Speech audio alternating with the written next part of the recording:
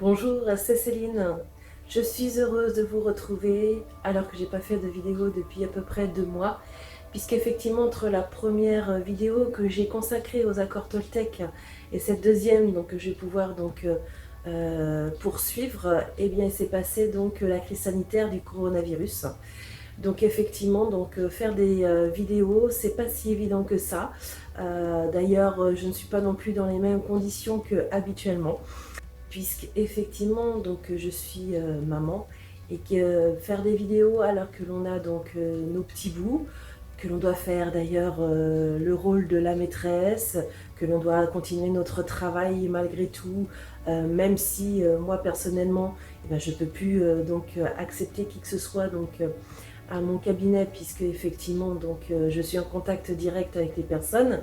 Même si, bon, ce qui est superbe dans les séances énergétiques, c'est que la distance fonctionne bien. Mais effectivement, je joue mon rôle de maman et c'est ça qui est important à l'heure actuelle pour que nos petits bouts puissent comprendre ce qui se passe, mais aussi qu'ils ne se sentent pas non plus délaissés. En tout cas, c'est ce que je souhaitais faire pour eux. Et c'est pour ça que j'ai dû mettre un peu de côté les vidéos. Voilà, j'ai pris un peu de temps pour assimiler, de me dire bah non, je peux pas être superwoman, et donc du coup j'ai dû mettre les priorités, et les priorités pour moi effectivement c'est ma famille, et autant j'aime mon travail par-dessus tout, et autant j'aime aussi ma famille énormément, donc là j'ai privilégié vraiment le côté famille.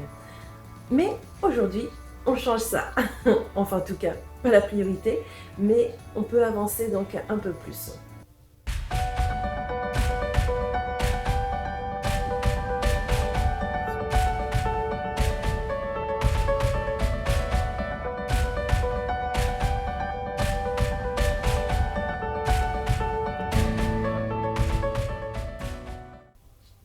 Alors, la dernière fois, je vous ai donc parlé du premier accord Toltec qui est que votre parole soit impeccable.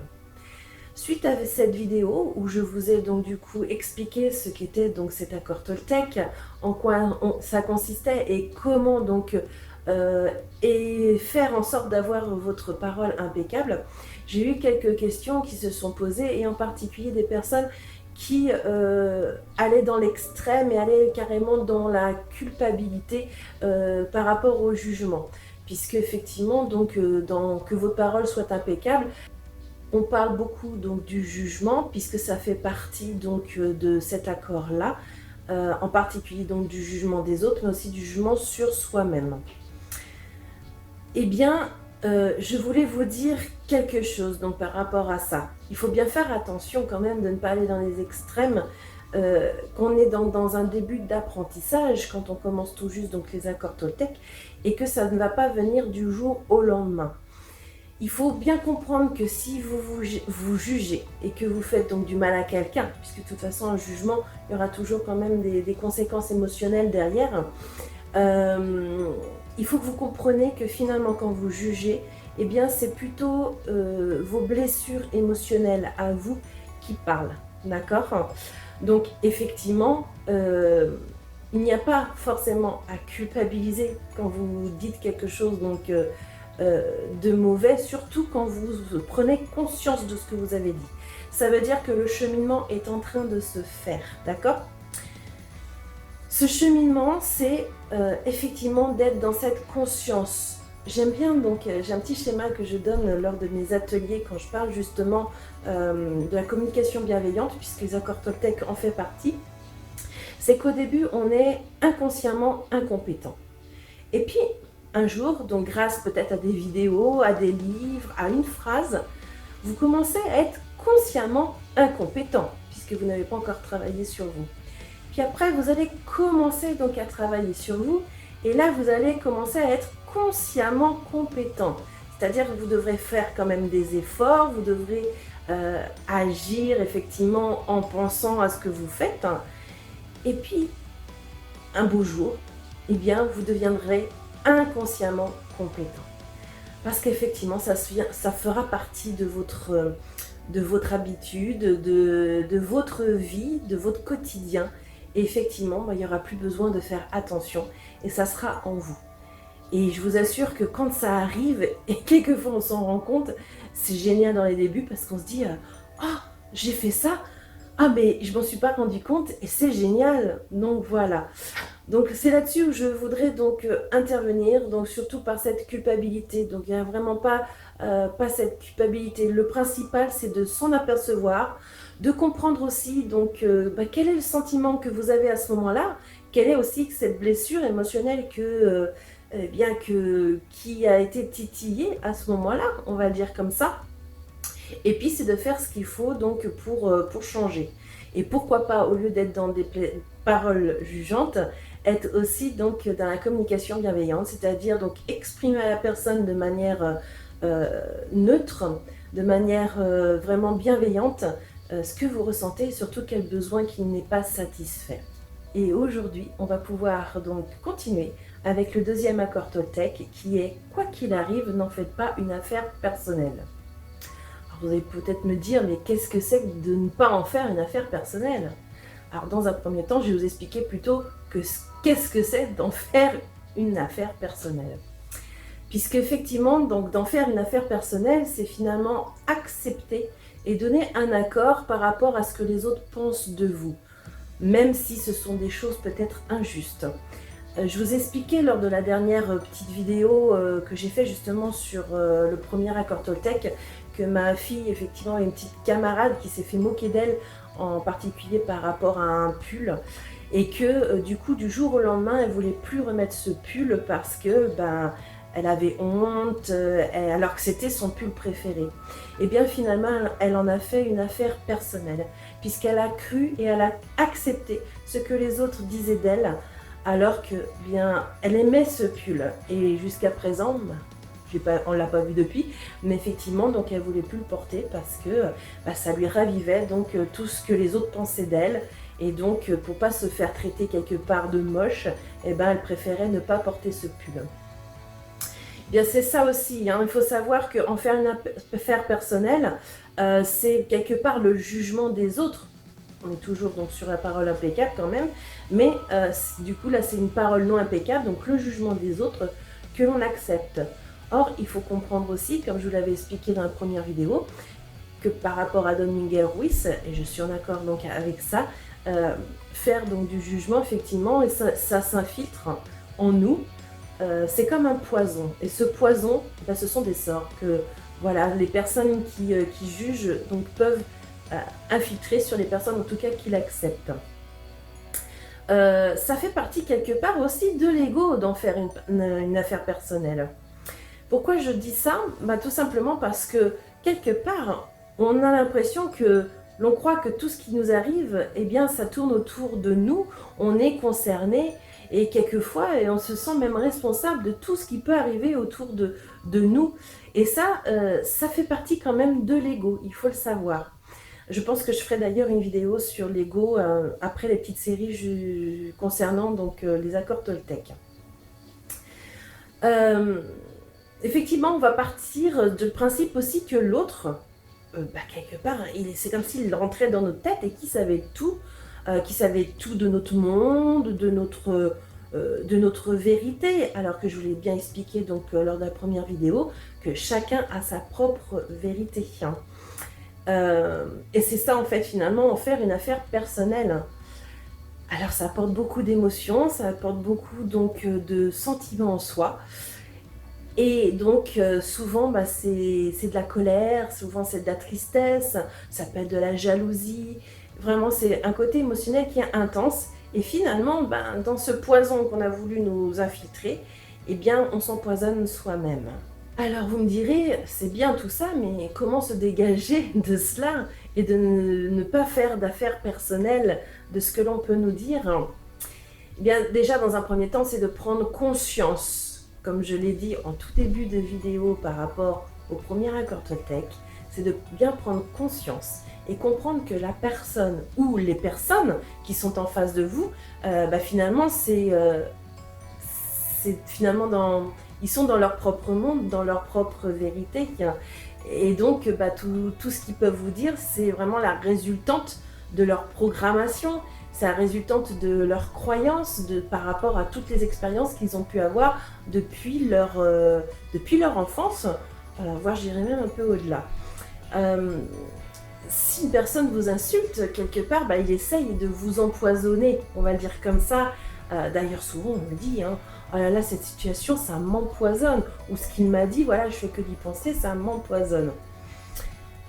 Alors, il faut savoir que finalement ce poison, il est lié à sa propre croyance. Et si vous décidez donc de l'accepter, ce poison, sachez que ça peut vraiment vous empoisonner une partie de votre vie, voire toute votre vie entière. De plus, quand on travaille, mais là cette fois-ci d'un point de vue énergétique, puisque je vais parler quand même un petit peu de ce que je peux faire au niveau donc des séances énergétiques que je présente, effectivement, quand on accepte le poison de quelqu'un d'autre, le sort de quelqu'un d'autre, ça peut arriver après qu'on est dans de l'auto-envoûtement. Plus ça va, plus d'ailleurs j'ai des personnes où on est plus dans de l'auto-envoûtement que réellement dans de l'envoûtement. Donc ça c'est important à comprendre, et cet auto-envoûtement, qui est aussi de l'auto-jugement, cela peut aussi prendre des formes, ce qu'on appelle donc d'ailleurs des formes pensées. Et ça, donc on peut l'avoir même de très très très bonne heure, puisque même des formes pensées, on peut en avoir même dans le ventre de sa mère, vous voyez. Donc c'est tout un travail à faire en énergétique, mais quand on peut l'éviter, c'est encore mieux. Et ça, c'est déjà votre travail aussi personnel. On est vraiment dans du développement personnel, hein, pareil, hein, en ce qui concerne donc les accords Toltec. Mais c'est aussi, comme je disais dans la dernière vidéo, éviter à nous, aux magnétiseurs, d'avoir trop de travail. Je rigole à chaque fois parce que de toute façon, on en aura toujours, hein, c'est certain. Mais c'est aussi parce que vous pouvez être autonome. Et moi, mon but dans ma vie, c'est que les gens soient autonomes aussi. Donc c'est pour ça que je vous transmets ceci, c'est que ça vous permet aussi donc de vous dégager d'un point de vue énergétique. Alors le résultat que vous aurez donc en appliquant ce deuxième accord Toltec, qui quoi qu'il arrive n'en fait pas une affaire personnelle, je vous assure que c'est un réel lâcher-prise. On n'est plus dans les sentiments de colère, de tristesse ou même de jalousie, voire de culpabilité. C'est comme si tout nous coulait et du coup ça fait que il n'y a plus aucun poison, on va dire plus aucun sort non plus qui peut nous atteindre ou nous affecter. Donc ça c'est important donc à comprendre. Et maintenant, je vais vous donner du coup les petits exercices à faire pour que vous puissiez vous entraîner vous, mais aussi vos enfants. Et en plus, vous pourrez donc faire des exercices ensemble d'ici la prochaine vidéo pour pouvoir bien intégrer donc ce deuxième accord qui est finalement en relation avec le premier. Vous allez voir pourquoi. Alors déjà pour vous les adultes, l'exercice, je vous en ai déjà parlé tout à l'heure, puisqu'il va être principalement donc d'observer ce qui se passe en vous. Lorsque vous vous sentez atteint par ce poison, c'est de se demander voilà quelle blessure est en moi là, et quelle est la blessure qui parle à ce moment-là. Et ensuite, là vous allez essayer de vous intéresser par rapport à la personne qui est en face de vous. Parce que rappelez-vous, si la personne donc est en face et qu'elle vous parle et qu'elle vous dit quelque chose, c'est selon sa propre vérité, selon sa propre expérience. Donc là, vous pouvez vous poser la question, bon ok, là s'il me parle, c'est parce qu'il est blessé par son expérience. Donc on peut se poser la question, voilà, qu'est-ce qu'il se reproche, voilà, quelle peur il a, quelle expérience dans sa vie a pu donc lui faire dire ça. Alors, la seule chose que je peux vous dire par rapport à toutes ces questions-là que vous pouvez poser, c'est n'y répondez pas. Ce qui est important, c'est ces questions vous permettent de prendre du recul et de lâcher prise. Voilà, c'est pas, je dirais, donc à vouloir y répondre, etc. Alors, si je dis ça, c'est parce que je connais les atypiques, je vous connais par cœur, et j'en connais certains qui voudront certainement se dire « Ah ouais, mais parce que ceci, cela ». Non, ici c'est vraiment donc un travail donc de lâcher prise, et pour vous aussi les atypiques. Et si donc j'ai pu y arriver donc à faire justement ce lâcher prise, vous pouvez y arriver aussi, sachez-le. Donc ça c'est bien important, ne répondez pas à ces questions. Ces questions sont là vraiment pour pouvoir voilà, un petit peu, donc prendre du recul et lâcher prise vis-à-vis de tout ça. Et quand je disais tout à l'heure, qu'est-ce qui se reproche finalement à lui-même pour agir comme ça, oui, c'est important quand même de comprendre, parce qu'on dit souvent qu'on est, donc, ce qu'on a en face de nous, c'est notre miroir, parce qu'effectivement, il y a toujours quelque chose dans la personne qui est en face qui va nous titiller. Soit on aura les mêmes valeurs que cette personne-là, et du coup ça peut bien passer, mais ça peut être aussi gênant. Il peut y avoir peut-être éventuellement de la jalousie aussi, parce que l'autre personne en face fait mieux. Enfin bon, vous voyez, ça peut être ça. Ou alors vous-même vous faites mieux, donc du coup l'autre personne va vouloir dire des choses pas très gentilles. Soit éventuellement vous avez des choses totalement opposées, parce que vous n'avez pas eu les mêmes expériences, donc pas les mêmes expériences de vie, pas les mêmes vérités, donc totalement opposées. Après, il peut y avoir d'autres petites choses, déjà, bah voilà, comme je vous le disais, en lui, qu'est-ce qui se reproche, quelle est sa blessure, qu'est-ce que, bah finalement, ce que vous avez dit, il l'a fait titiller pour vous envoyer, donc, enfin en tout cas, essayez maintenant de vous envoyer donc ce poison. Voilà, donc c'est ça, on observe donc la blessure qu'il y a eu donc, en nous, qu'est-ce qui parle, et après c'est se dire, voilà, quelle est la blessure, par exemple, voilà, qui a pu donc lui faire dire ça, sans y répondre. C'est simplement donc comprendre qu'en face, il a eu une expérience de vie qui fait que bah, il parle comme ça et ça lui appartient, comme j'ai entendu certaines personnes dire ça, c'est simplement que effectivement ça lui appartient. Ça ne vous empêche pas d'être quand même dans le côté donc de l'empathie, hein, sans prendre, on va dire, les charges émotionnelles, ça c'est important, mais ça leur appartient. Donc ça c'est ce qui concerne donc les adultes. Et en ce qui concerne donc les enfants, alors déjà, c'est peut-être leur expliquer d'une certaine manière. Moi j'aime bien, bon, j'en ai déjà parlé dans le premier accord, c'est le conte de Minimu et Minimo. Ce conte, effectivement, je trouve très intéressant. Et ils parlent, eux, du bouclier, en ce qui concerne de ne pas en faire une affaire personnelle. D'ailleurs, vous aussi, vous pouvez utiliser un bouclier, par exemple, ou le visualiser. Hein. Et donc ce bouclier, c'est pour empêcher, alors j'aime bien moi les termes qu'ils emploient, ce sont empêcher les flèches qui sont finalement malveillantes. Et pour eux, donc au bout des flèches, il y a des espèces de petites, de petits êtres, de petites créatures qu'on appelle, alors attendez, je me souviens, des mocus, voilà, appelés donc des mocus, et en fait cette petite bête d'où font croire ce qu'elles veulent. Donc ça c'est important, donc déjà vous pouvez peut-être leur expliquer un petit peu l'histoire des flèches empoisonnées, et qu'effectivement quand quelqu'un dit quelque chose et qu'on le prend, bah, c'est parce qu'il y a des petites bêtes qui s'appellent les mocus qui essayent de nous faire croire des choses qui ne sont pas notre vérité. Donc ça c'est important, vous pouvez déjà expliquer ça. Et sinon effectivement c'est que l'enfant peut imaginer qu'il a un bouclier et que quand l'autre dit quelque chose qui ne lui convient pas, c'est de se dire que non, l'enfant qui est en face il a tort et que il ne le croit pas. Il a le droit de lui dire directement, je ne suis pas d'accord avec ce que tu dis. Parce que finalement, seul votre enfant connaît sa propre vérité aussi.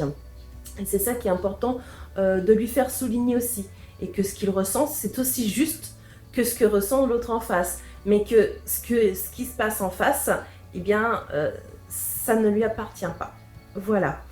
Le petit exercice aussi que vous pouvez faire, vous, avec votre enfant, eh bien, c'est ni plus ni moins celui que je vous ai proposé donc, lors de la première vidéo.